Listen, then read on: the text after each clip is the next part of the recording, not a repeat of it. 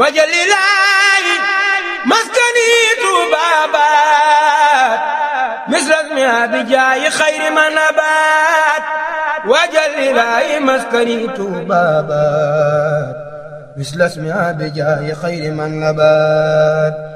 Dans la ville de Touba, on ne peut pas parler des lieux sacrés sans pour autant citer le puits de la Miséricorde, communément appelé Aynou Rahmati.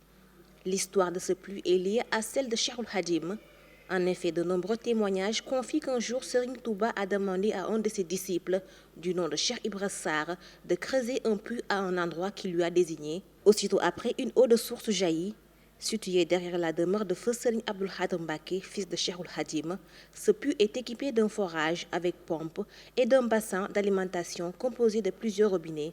C'est Serigne Abdoul Ahad Mbacké qui aurait permis l'acquisition de cet équipement de forage. Ici, femmes, hommes, jeunes et vieux se bousculent pour s'approvisionner du Zamzam de Touba en comparaison avec l'eau bénite de la Mecque. Des témoignages soutiennent qu'elle est dotée de vertus thérapeutiques et curatives incommensurables.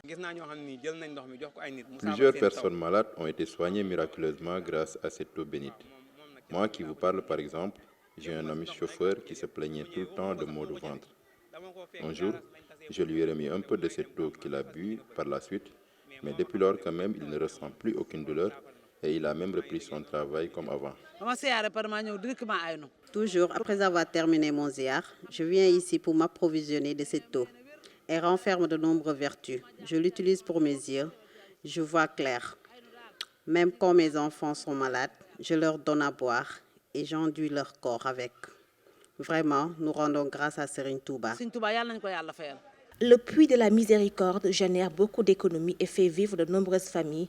Ici, on échange la bouteille contenant l'eau bénite à hauteur de 100 francs, même si en principe la consommation est gratuite.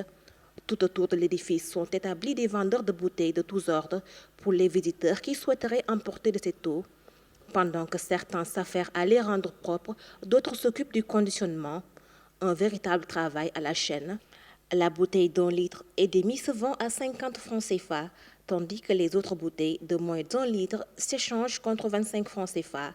Et c'est en période de Magal qu'ils se font plus d'argent. wajalilaayi maskani tuubaabaat misras mi abijaayi xayri manabaat wajalilaayi maskani tuubaabaat misras mi abijaayi xayri manabaat